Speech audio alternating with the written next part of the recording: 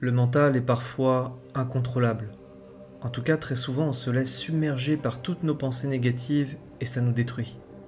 Avec cette histoire, tu vas apprendre 7 techniques très simples pour reprendre le contrôle sur ton esprit et après ça, tu seras armé pour dominer ton mental et tu ne seras plus jamais son esclave. Il était une fois un homme et son cheval qui parcouraient des routes sinueuses.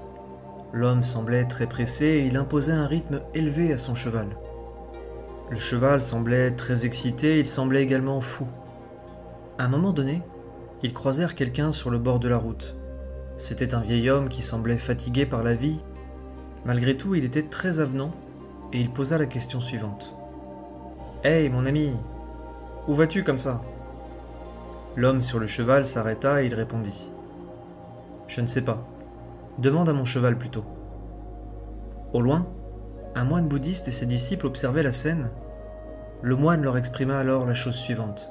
« Est-ce que vous avez vu ce qui s'est passé avec l'homme et son cheval? Qu'est-ce que vous en pensez ?» Un des disciples prit la parole. « Maître, le cheval paraissait hors de contrôle, très stressé, il ne faisait qu'emmener son cavalier vers une destination inconnue. » Après avoir entendu ça, le moine sourit et dit « Mes chers élèves, je vais vous enseigner quelque chose de très important aujourd'hui. Ce cheval, il représente votre esprit. Notre esprit fonctionne exactement de la même manière que ce cheval. Nous sommes les cavaliers et notre esprit, c'est le cheval. Nous sommes juste assis dessus, on le chevauche sans avoir la moindre idée d'où il va. Nous n'avons aucun contrôle sur lui et on le laisse aller dans n'importe quelle direction. La plupart des gens vivent comme ça. Ils vivent en pilote automatique, ils sont à la merci de leur esprit qui les dirige et les domine. Si vous vous demandez ce que vous faites, pourquoi vous le faites, vous pourriez être vraiment surpris de la réponse. Car en fait, la plupart de vos habitudes sont dictées par votre esprit et non par votre libre arbitre. Je n'ai pas peur de le dire, mais nous sommes en guerre contre notre esprit. Nous luttons incessamment pour en avoir le contrôle. Mais si nous fermons les yeux juste une minute, nous nous apercevrons qu'il y a un déluge d'images et de pensées qui nous traversent. On n'arrive pas à calmer notre esprit, même pour un moment, parce que nous n'avons aucun contrôle dessus. Mais ce n'est pas de votre faute. Personne ne vous a appris à contrôler votre esprit. Et c'est pour ça d'ailleurs que vous êtes mes élèves. Vous êtes là pour comprendre comment fonctionne votre esprit et comment le canaliser. Gardez en tête que l'esprit, c'est comme un cheval qui galope à vive allure. Si vous avez le contrôle sur votre cheval intérieur, vous pourrez l'emmener partout, où vous voulez. Mais si vous perdez le contrôle, alors vous connaîtrez le désordre et vous ne pourrez jamais atteindre votre destination. Les disciples semblaient absorbés par le discours du moine. Ils venaient de comprendre un enseignement qui changerait leur état d'esprit et leur façon d'appréhender la vie. Moralité de l'histoire ? Notre esprit est à la racine de notre bonheur, mais également de toutes les souffrances qu'on endure. Il peut nous amener la paix intérieure, mais il est également source de stress et d'anxiété. Il peut nous faire connaître le succès, mais également l'échec dans notre vie. Celui qui contrôle son esprit ne peut que connaître le bonheur, la paix et le progrès. Les personnes qui sont dominées par leur esprit finissent toujours par obtenir de la douleur, du stress et des échecs dans leur vie. C'est pourquoi on doit tous apprendre à contrôler notre esprit et le plus tôt possible. On ne doit pas seulement faire de l'exercice physique pour être en bonne santé, on doit aussi faire de l'exercice mental. Notre mental est aussi important que le corps. Sans un mental solide, on ne pourra pas endurer les difficultés de la vie. Et on ne connaîtra jamais le bonheur et la joie dans notre vie. Maintenant qu'on a dit ça, la question centrale est la suivante. Comment pouvons-nous contrôler notre esprit? Comment pouvons-nous nous libérer de l'esclavage de l'esprit? Je vais vous présenter 7 façons simples et efficaces pour reprendre le contrôle sur votre esprit et pour le remettre à sa place d'objet. Écoutez bien attentivement les conseils que je vais vous donner. J'ai l'intime conviction qu'ils peuvent changer votre vie si vous les appliquez quotidiennement. La première façon de contrôler votre esprit, c'est tout simplement par des exercices de respiration. Alors j'ai fait une vidéo à ce sujet, vous pouvez d'ailleurs aller la consulter dans mon catalogue.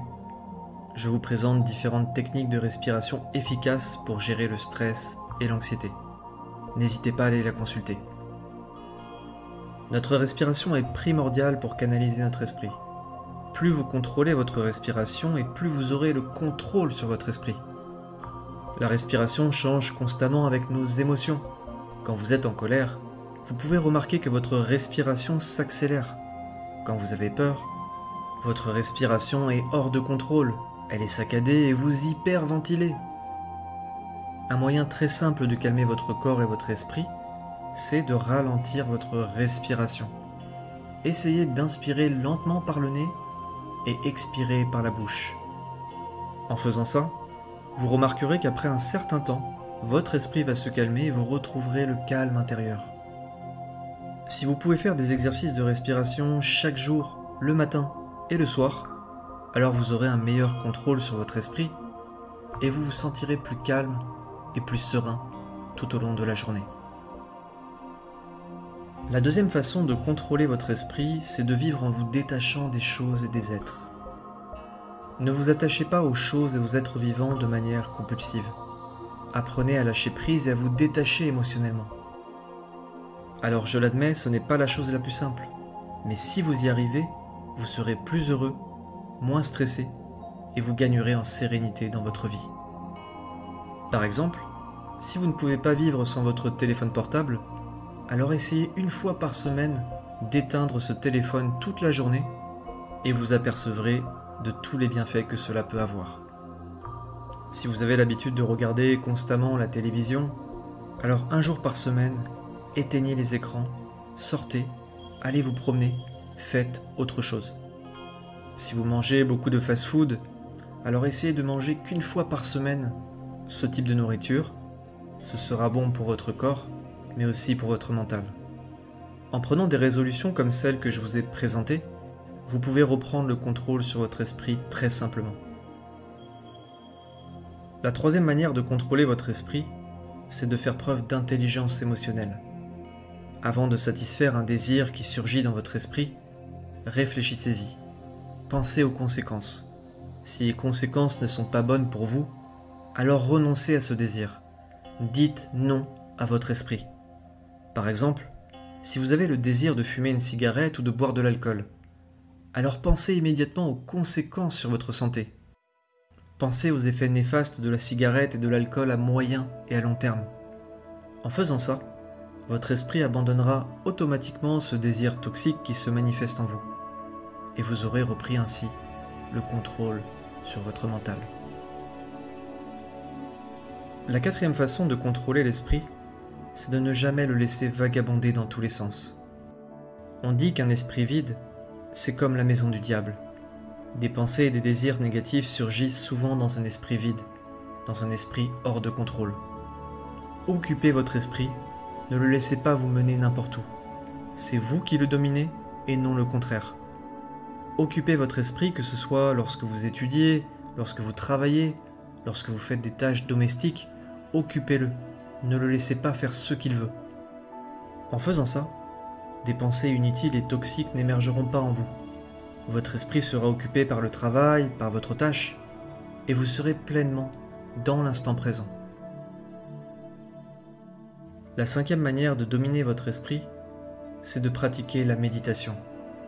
J'en parle beaucoup, mais méditer peut vraiment vous aider à calmer votre esprit. Lorsque vous pratiquez la méditation tous les jours, vous vous apercevrez que votre esprit devient de plus en plus calme. La méditation vous apprend à vivre dans le moment présent, elle vous recentre ici et maintenant. Plus votre esprit est dans le moment présent, plus il sera apaisé et calme. Un esprit calme ne vagabonde pas ici et là, il peut être facilement dirigé dans la bonne direction. Un esprit calme peut réfléchir correctement et prendre des bonnes décisions. Il n'y a rien de mieux que la méditation pour calmer votre esprit. Quand votre esprit est calme, alors vous pouvez le contrôler de manière plus efficace et c'est toute votre vie qui s'améliore. La sixième façon de contrôler votre esprit, c'est de se plonger dans la lecture. Prenez l'habitude de lire plutôt que de regarder les séries ou la télé. Lisez des livres qui motivent votre esprit et qui vous inculquent de bonnes habitudes.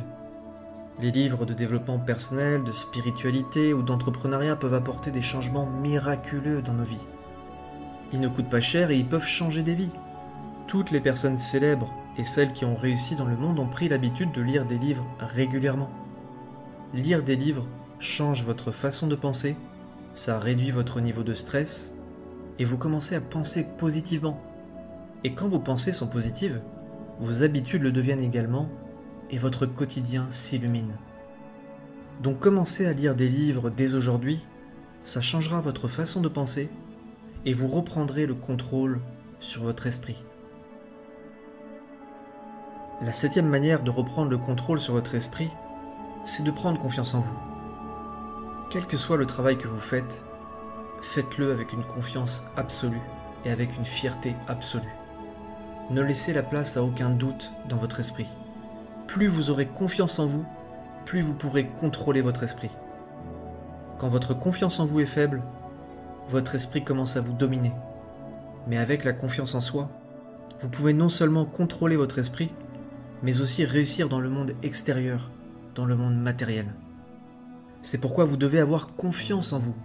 Ça vous aidera à contrôler votre esprit et il ne vous dominera plus jamais.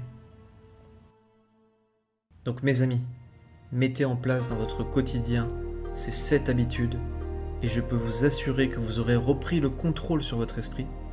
Vous apercevrez au fil des jours que votre état d'esprit change et vous vous sentirez mieux dans votre vie. On doit tous comprendre qu'il est vital de contrôler notre esprit. Parce que si on ne le fait pas, on laisse ce cheval galoper dans tous les sens. Il nous emmènera n'importe où, mais surtout pas là où on sera heureux, épanoui et libre. Ne laissez jamais votre esprit vous dominer. Reprenez le contrôle sur lui dès maintenant en appliquant ces 7 conseils. Merci de m'avoir écouté jusqu'au bout. Si vous avez aimé la vidéo, n'oubliez pas de liker, partager et de vous abonner. Surtout, prenez soin de vous et que la paix et l'amour soient dans votre cœur.